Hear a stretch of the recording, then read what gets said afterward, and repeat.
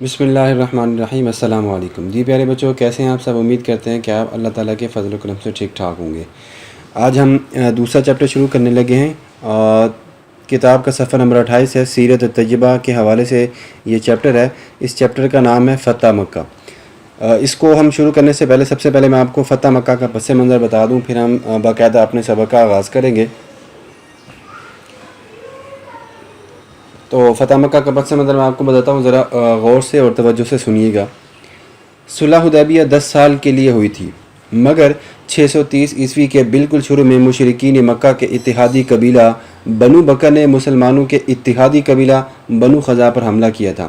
میں آپ کو یہ بھی بتاتا چلوں کہ یہاں پر دو قبیلے تھے، ایک بنو بکر تھا اور ایک بنو خزاع تھا۔ قبیلہ بنو بکر مسلمانوں کا اتحادی قبیلہ جو بنو خزاع والا تھا، انہوں نے ایک دوسرے کے لیے، آپ پہلے یوں سمجھ لیں کہ مسلمان اور قریش مکہ کے درمیان ایک معاہدہ ہوا تھا جسے ہم صلح حدیبیہ کے نام سے بھی یاد کرتے ہیں۔ آپ نے اس سے پہلے 6 کلاس میں صلح معاہدہ کی شرائط بھی تفصیلات کے ساتھ پڑھی ہوں گی۔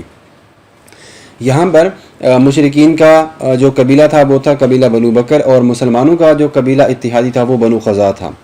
اب ہم آگے بات کر لیتے ہیں۔ مکہ کے مشرک قریش نے چہرے پر نقاب ڈال کر بنو بکر کی مدد بھی کی تھی، مگر یہ بات راز نہ رہ سکی تھی، چونکہ آپ کو پتا ہوگا کہ جب صلح حدیبیہ ہوئی تھی تو اس میں یہ بات طے ہو گئی تھی کہ مسلمان اور جو مشرکین مکہ ہیں وہ دونوں 10 سال تک جنگ نہیں کریں گے، ٹھیک ہے۔ لیکن اس کے باوجود یہ مشرکین مکہ کیا کر رہے ہیں وہ آپ کے سامنے ہے کہ مشرکین مکہ نے چہرے پر نقاب ڈال کر قبیلہ بنو بکر کی مدد کی، مگر یہ بات زیادہ عرصے تک چھپی نہ رہ سکی۔ یہ صلح حدیبیہ کا اختتام تھا۔ مسلمان اس وقت تک بہت طاقتور ہو چکے تھے۔ ابو سفیان جو کہ اس وقت تک مسلمان نہیں ہوئے تھے، قریش مکہ کے سردار، انہوں نے بھانپ لیا تھا کہ اب مسلمان اس بات کا بدلہ لیں گے، اس لیے انہوں نے صلح کو جاری رکھنے کی ہر ممکن طور پر کوشش کی۔ وہ آپ صلی اللہ علیہ وسلم کے پاس بھی آیا، کئی صحابہ کے پاس بھی گیا، صلح کرنے کی ہر ممکن کوشش کی، مگر اسے صلح کی تمام کوششوں میں ناکامیوں کے بعد ابو سفیان جو وہ مکہ مکرمہ واپس لوٹ کر چلا گیا۔ اس کے بعد قبیلہ بنو خزاع نے حضور اکرم صلی اللہ علیہ وسلم سے فریاد کی کہ مکہ فتح کرنے کے لیے ہم چلتے ہیں۔ بنو خزاع نے اپنے ایک شاعر عمر بن خزاع کو بھیجا تھا جس نے دردناک اشعار پڑھے تھے، اور وہ بتایا تھا کہ وہ وطیرہ کے مقام پر رکوع و سجود میں مشغول تھے، تو قریش نے ان پر حملہ کر دیا تھا اور ہمارا قتل عام کیا تھا۔ اب وہ سارے کے سارے قبیلے والے حضور اکرم صلی اللہ علیہ وسلم کے پاس آئے اور آ کر کہنے لگے کہ آپ ہمارے حلیف ہیں، ہماری مدد کریں۔ آپ صلی اللہ علیہ وسلم نے روانگی کا مقصد بغیر بتائے کسی کو بھی اسلامی فوج کو تیار کیا اور مدینہ اور قریبی قبائل کے لوگوں کو ساتھ ملا لیا۔ لوگوں کے خیال میں صلح حدیبیہ بھی قائم تھی، اس لیے کسی کے گمان میں بھی یہ بات نہ تھی کہ یہ تیاری مکہ جانے کے لیے ہے۔ اس لیے حضور اکرم صلی اللہ علیہ وسلم نے مدینہ سے باہر جانے والے راستوں پر نگرانی بھی کروائی تاکہ یہ خبریں قریش مکہ کا کوئی بھی جاسوس باہر نہ لے جا سکے۔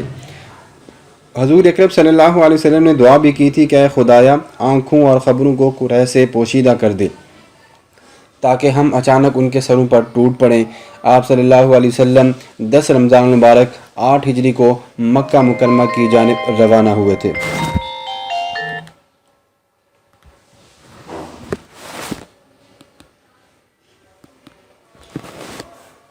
کسی کو معلوم بھی نہیں تھا کہ کہاں پہ جانا ہے۔ ایک ہفتے میں مدینہ کا فاصلہ طے ہو گیا اور مکہ سے کچھ فاصلے پر ایک جگہ ہے مر الزہران، آپ کتاب میں بھی اس جگہ کا نام پڑھیں گے، وہاں پر لشکر اسلام خیمہ زن ہو گیا۔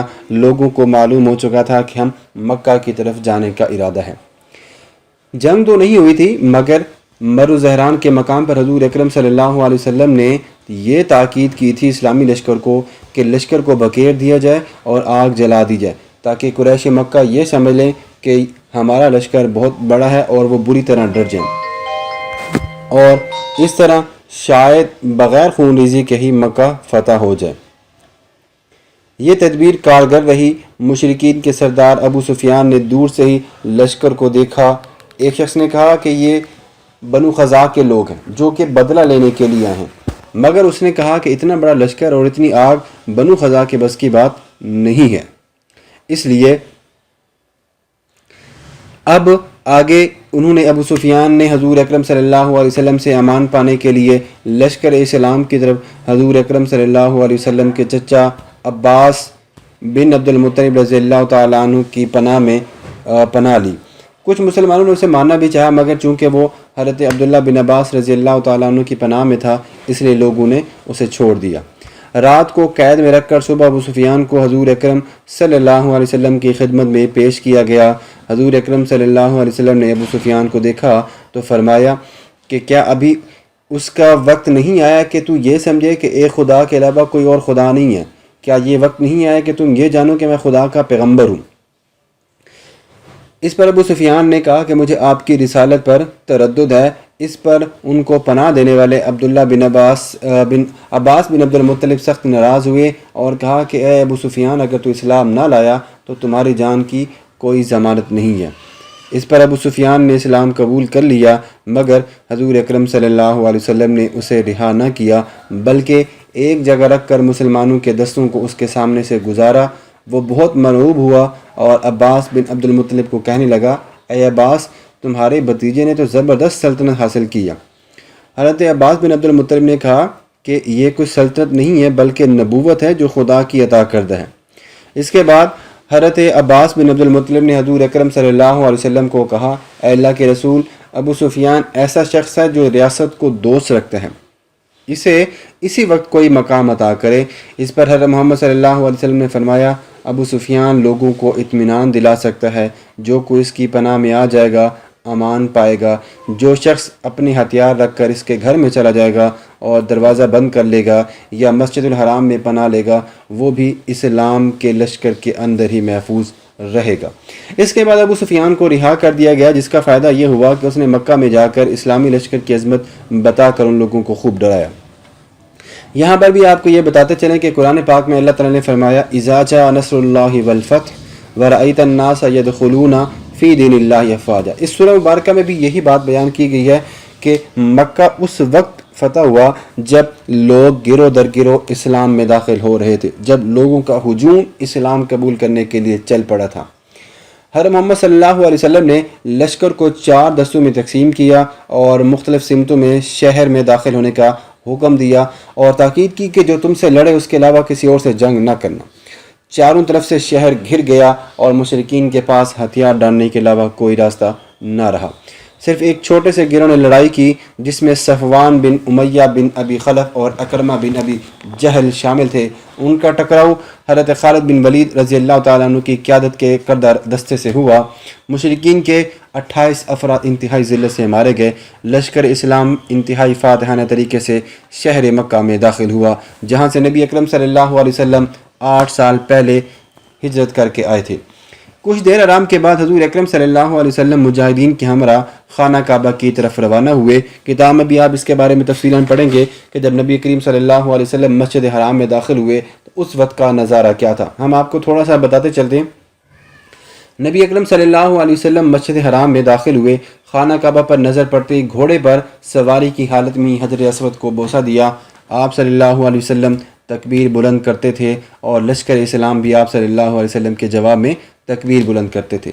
آپ خانہ کعبہ میں داخل ہونے کے بعد نبی اکرم صلی اللہ علیہ وسلم نے تمام تصاویر کو باہر نکال دیا اور تمام بتوں کو توڑ دیا۔ بتوں کو توڑنے کے بعد نبی اکرم صلی اللہ علیہ وسلم نے کعبہ کو شرک کی تمام علامتوں سے پاک کر دیا۔ فتح مکہ چونکہ ایک شاندار فتح تھی جس میں چند لوگوں کے علاوہ کوئی قتل نہ ہوا تھا، اس لیے فتح مکہ کے بعد حضور اکرم صلی اللہ علیہ وسلم نے سب کو معاف کر دیا۔ کافی لوگ مسلمان ہوئے۔ حضور اکرم صلی اللہ علیہ وسلم نے ان سے شرک نہ کرنے اور چوری نہ کرنے کی تاکید پر بیعت لی اور انہیں اپنے اپنے بتوں کو توڑنے کا حکم دیا۔ مکہ کی فتح عرب سے مشرکین کے مکمل خاتمے کی ابتدا یہیں پر ثابت ہوتی ہے۔ یہ تھا فتح مکہ کا پس منظر کہ فتح مکہ کیوں ہوا، اس کے اسباب کیا تھے، واقعات کیا تھے۔ دیکھیں، آپ کو یہ میں دوبارہ بتاتے چلوں، مسلمانوں اور قریش مکہ کے درمیان ایک معاہدہ ہوا تھا، صلح حدیبیہ۔ جب کفار مکہ نے اس معاہدے کو توڑ دیا تھا تو اس کے بعد 2 قبیلے وہاں پر بچ گئے تھے، قبیلہ بنو بکر اور قبیلہ بنو خزاع۔ اب چونکہ قبیلہ بنو بکر نے قریش مکہ کے ساتھ معاہدہ کر لیا تھا، اس لیے وہ دشمنی نکالنا چاہتے تھے۔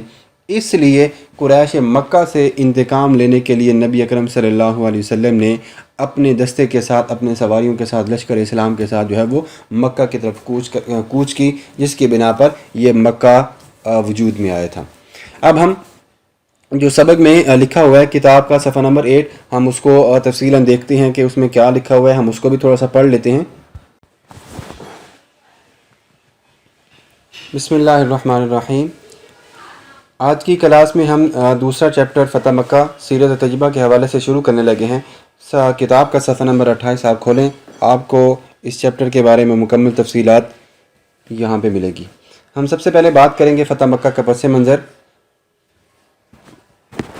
فتح مکہ کا پس منظر میں نے آپ کو بتا دیا ہے، اس کے بعد ہم آگے بڑھتے ہیں۔ کتاب کو سامنے رکھیں، کتاب کا صفحہ نمبر 28 کھولیں، یہاں پہ پس منظر لکھا ہوا ہے۔ صلح حدیبیہ میں مسلمانوں اور قریش مکہ کے درمیان یہ طے پایا تھا کہ دونوں 10 سال تک جنگ نہیں کریں گے۔ عرب قبائل جس بھی فریق کے ساتھ، جس بھی گروہ کے ساتھ ملنا چاہے مل سکتا ہے۔ قبیلہ بنو خزاع مسلمانوں کا حلیف بن گیا تھا، جبکہ قبیلہ بنو بکر نے قریش مکہ کے ساتھ معاہدہ کر لیا تھا۔ پرانی دشمنی کی بنا پر قبیلہ بنو بکر نے بنو خزاع پر رات کی تاریکی میں حملہ کر دیا۔ بنو خزاع نے مجبوراً خانہ کعبہ میں پناہ لی، لیکن بنو بکر نے حرم میں داخل ہو کر بنو خزاع کا خون بہایا۔ قریش مکہ نے بنو بکر کا یہاں پر بھرپور ساتھ دیا۔ بنو خزاع کے ایک وفد نے نبی اکرم صلی اللہ علیہ وسلم کی خدمت میں حاضر ہو کر عرض کیا کہ قریش اور بنو بکر نے معاہدے کی خلاف ورزی کی ہے، جو کہ معاہدہ شروع میں طے پایا تھا، اور خانہ کعبہ کی حرمت کا بھی خیال نہیں رکھا۔ یہ معاہدہ مسلمانوں اور قریش مکہ کے درمیان صلح حدیبیہ کے نام سے مشہور ہے۔ آپ نے 6 کلاس میں اس کی تفصیلات کو اچھے سے پڑھا ہوگا۔ آپ صلی اللہ علیہ وسلم کو بتانے لگے کہ ہم آپ صلی اللہ علیہ وسلم کے حلیف ہیں، آپ صلی اللہ علیہ وسلم ہماری مدد کریں۔ نبی اکرم صلی اللہ علیہ وسلم نے جب یہ شرائط سنی تو آپ نے حضرت زمرہ رضی اللہ تعالی عنہ کو قریش مکہ کی طرف بھیجا اور درج ذیل 3 شرائط پیش کیں کہ ان میں سے کسی ایک کو اختیار کر لیا جائے تاکہ اتمام حجت ہو جائے۔ کتاب کا صفحہ نمبر 28 کے بالکل آخر میں دیکھیں، آپ کو یہ شرائط یہاں پر نظر آئیں گی۔ سب سے پہلی شرط نبی اکرم صلی اللہ علیہ وسلم نے جو رکھی تھی وہ یہ تھی کہ بنو خزاع کے مقتولین کا خون بہا دے، خون ان کا معاف کر دیا جائے۔ جتنے بھی آپ نے بنو خزاع کے مقتولین کیے ہیں، ان کا قتل کیا ہے، ان کا خون معاف کر دیا جائے۔ نمبر 2، بنو بکر کی حمایت سے، اب ان کی کوئی مدد نہیں کرے گا، بنو بکر کی حمایت سے دستبردار ہو جائیں۔ اب یہ معاہدہ، یہ شرط طے پائی تھی کہ بنو بکر کی حمایت کوئی بھی نہیں کرے گا۔ نمبر 3 پر اگر آپ یہ خلاف ورزی کر رہے ہیں تو آپ معاہدہ حدیبیہ کے ختم کرنے کا باقاعدہ اعلان کر دیں۔ قریش مکہ نے جلد بازی کا مظاہرہ کرتے ہوئے تیسری شرط کو قبول کر لیا۔ جلدی ہی قریش کو اپنی غلطی کا بھی احساس ہو گیا۔ انہوں نے ابو سفیان کو، جو کہ اس وقت مسلمان نہیں ہوتے، قریش مکہ کے سردار تھے، ان کو اپنا نمائندہ بنا کر مدینہ منورہ بھیجا۔ کس لیے بھیجا؟ تاکہ جو صلح معاہدہ ہوا تھا اس کی اب دوبارہ نئے سرے سے تجدید کی جائے، صلح حدیبیہ کے معاہدے کی نئے سرے سے تجدید کی جائے۔ ابو سفیان رسول اکرم صلی اللہ علیہ وسلم کی خدمت میں حاضر ہوئے، آپ صلی اللہ علیہ وسلم نے اسے کوئی جواب نہ دیا۔ اس کے بعد وہ ابو سفیان کئی اور صحابہ سے بھی ملے، لیکن صلح کی تمام کوششوں میں ناکامی کے بعد ابو سفیان مکہ مکرمہ واپس لوٹ گئے۔ یہاں پر ان کو سخت غصہ بھی تھا کہ ایسا کیوں ہوا، لیکن چونکہ نبی اکرم صلی اللہ علیہ وسلم اور صحابہ نے ان کا ساتھ نہ دیا تھا، اس لیے وہ یہاں سے ناکام ہو کر واپس لوٹ گئے تھے۔ تو بچوں، آج کی کلاس ہماری یہیں تک تھی۔ اگلی کلاس میں ہم کتاب کے صفحہ نمبر 29 کی ہیڈنگ پڑھیں گے، اسلامی لشکر کی مکہ مکرمہ کی طرف پیش قدمی۔ وہ کیا تھی؟ جب اسلامی لشکر مکہ مکرمہ میں گیا تو وہاں پر ان کے حالات کیا تھے اور مسلمانوں نے وہاں پر جانے کے بعد کیا کیا۔ آج کی کلاس میں جو ہم نے پڑھا فتح مکہ کے پس منظر، آپ اس کو غور سے سنیں، سمجھیں، اور جو کتاب میں نبی اکرم صلی اللہ علیہ وسلم نے قریش مکہ کی طرف 3 شرطیں بھیجی تھیں وہ بھی آپ نے اچھے سے یاد کرنی۔ آپ کا کام آج کا یہی ہے کہ آپ نے ان 3 شرائط کو اچھے سے یاد کرنا ہے۔ اگلی کلاس میں ہم انشاءاللہ اسلامی لشکر کی مکہ مکرمہ کی طرف پیش قدمی کیا تھی، کیسے ہوئی، وہ پڑھیں گے۔